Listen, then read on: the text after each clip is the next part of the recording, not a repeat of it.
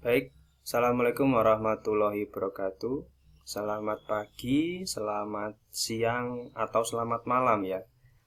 Kenapa salamnya tiga? Karena tergantung kamu mau menonton ini kapan ya. Berkaitan dengan libur yang terjadi karena pencegahan penyebaran virus corona, tetapi pembelajaran kita, terutama pembelajaran fisika untuk kalian, anak-anak kelas 10 IPA tetap dilaksanakan. Dan pembelajaran ini menggunakan sistem online ya atau e-learning dengan multimedia, di mana kamu harus tetap mengikuti pelajaran sehingga waktu yang kalian gunakan di rumah menjadi lebih bermanfaat. Harapan saya kalian tetap sehat di rumah ya, sehingga bisa mengikuti pembelajaran e-learning ini dengan baik. Baik anak-anakku 10 IPA, jadi ini adalah materi selanjutnya ya dari kemarin yang bab sebelumnya tentang usaha dan energi. Sekarang kita masuk ke materi momentum dan impuls. Nah, ya. Tujuan pembelajaran pada bab ini yaitu adalah menerapkan konsep momentum dan impuls serta hukum kekekalan momentum dalam kehidupan sehari-hari. Nah, ini videonya saya buat jadi dua ya. Jadi ada video part 1 ini tentang momentum dan impuls, dan ada video part 2. Nah, ini yang video part 2 coming soon ya. Artinya belum saya buat, jadi ini akan saya buat setelah video part 1 ini. Jadi materi yang hukum kekekalan momentum akan menyusul. Oke, kita masuk yang pertama yaitu momentum. Saya akan berikan kalian apersepsi ya. Dari gambar ini kamu tahu ini ada gambar kapal tanker ya. Kapal tanker itu kapal minyak, bukan kapal pesiar ya yang berisi orang.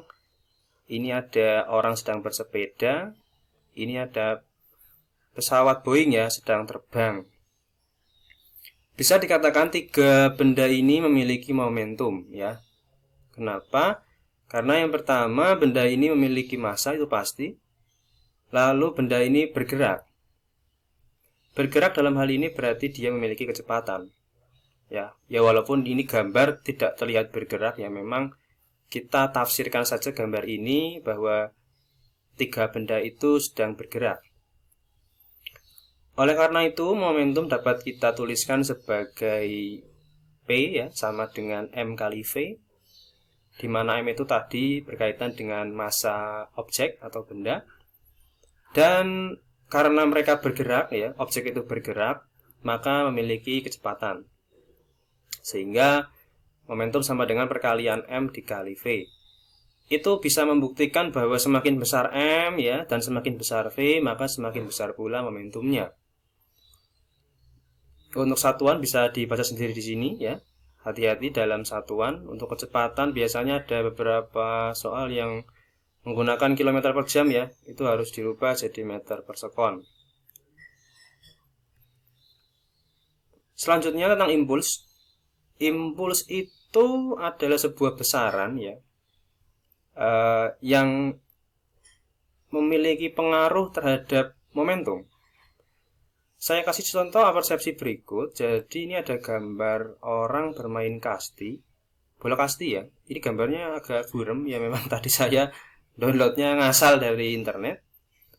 Ini kita tafsirkan bola kasti ini mula-mula datang ya.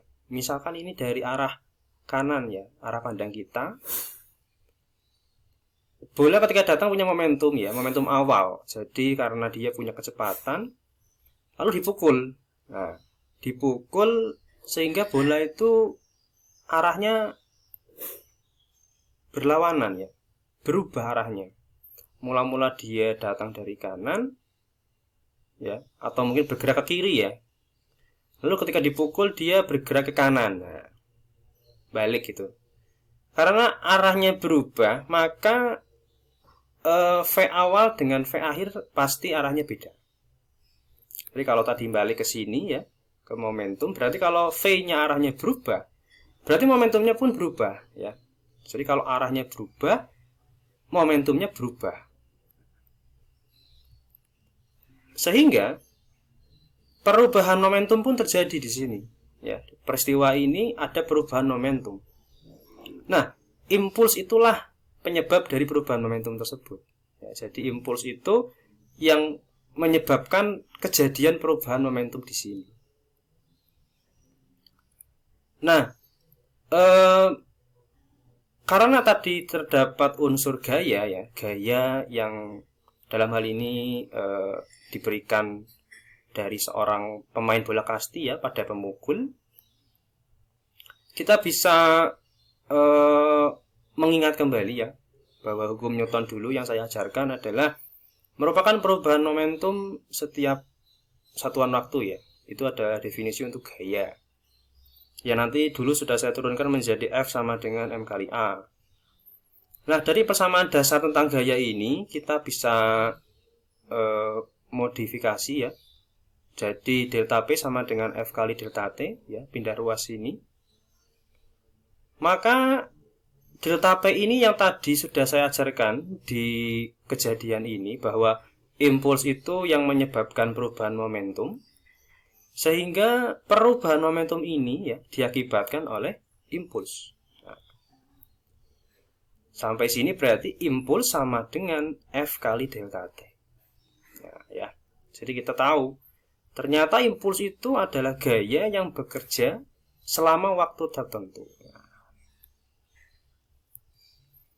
Nah, ini kesimpulan tadi ya bahwa impuls itu mengakibatkan perubahan momentum ya.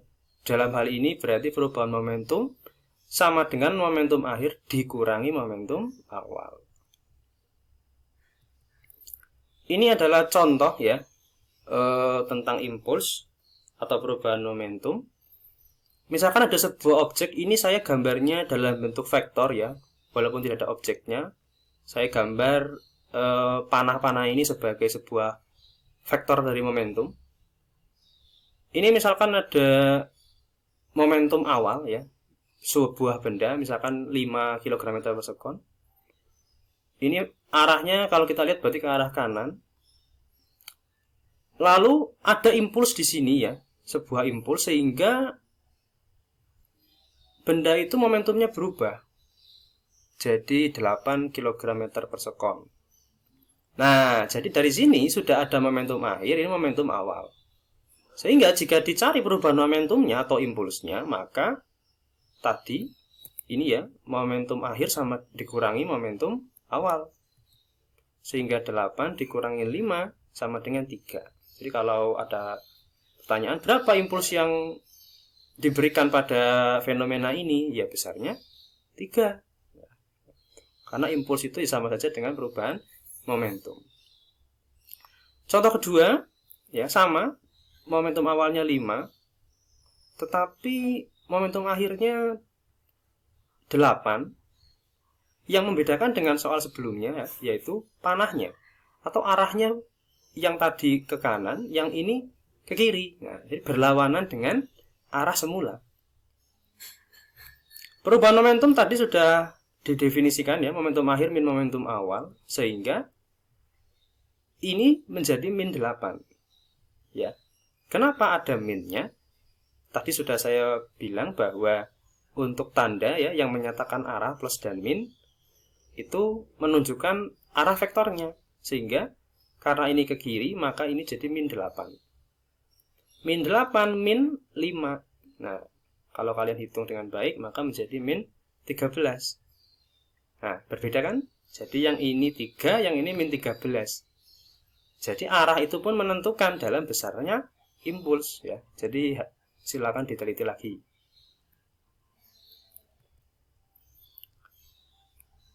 Selanjutnya yaitu grafik hubungan gaya dan selang waktu ya, karena tadi dalam hal impuls itu merupakan gaya ya yang bekerja dalam selang waktu, maka bisa kita buat grafik hubungan seperti ini ya. Misalkan saja begini. Ini dimana gayanya melemah ya. Jadi karena benda itu mungkin kondisinya lepas kontak dari gaya itu. Jadi karena ini merupakan sebuah luas arsiran ya dari grafik F dan delta T, maka impuls bisa didefinisikan sebagai luas daerah, ya, luasan bangun datar yang dibentuk grafik F dan delta T. Jadi luas bangun datarnya ini luas bangun datar apa ya? Kalau kamu lihat di sini, ini bisa ditafsirkan sebagai luas trapesium atau luas segitiga ditambah persegi panjang ya, dan yang lain lah. Nah, itu materi yang saya sampaikan terkait momentum dan impuls. Selanjutnya, silahkan ada 4 soal ya, yang merupakan ini tugas 3D ya, dikerjakan, difoto dan diupload ya. Jadi dikerjakan, difoto dan diupload. Ya, ini nomor 1 soalnya, silakan nanti bisa dibaca. Soal nomor 2 juga sudah ada di sini. Soal nomor 3 dan soal nomor 4 ya. Nah, anak-anakku sekalian, silakan tugas ini kalian kerjakan ya, di folio boleh, di kertas boleh ya, kertas apapun maksud saya, lalu difoto ya, dan diupload. Nah, diuploadnya di mana? Silakan diupload di e-learning kalian ya, yang mana saya contohkan seperti ini. Nah, ini kalian sudah tahu ini ya, e-learning kalian, jadi silakan masukkan username dan password kalian. Saya kasih contoh punya Mbak Zinta.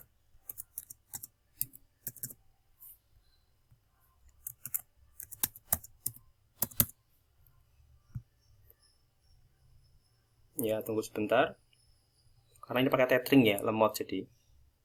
Nah, ini.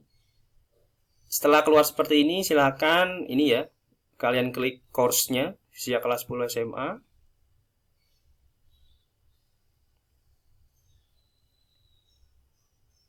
Nah, ini kamu cari ke bawah. Itu ada KD yang dulu telah kita pelajari ya, KD gerak lurus.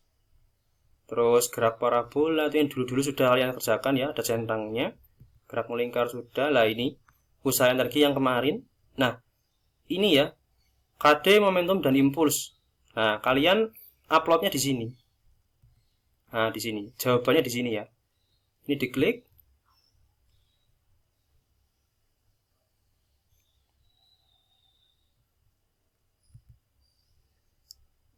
Nah, ini ya, no attempt, no grade. Artinya no attempt itu kalau belum ngumpulin, not grade saya belum ngasih nilai. Nah, untuk memberikan tugasnya, kalian nguploadnya di sini. Add submission.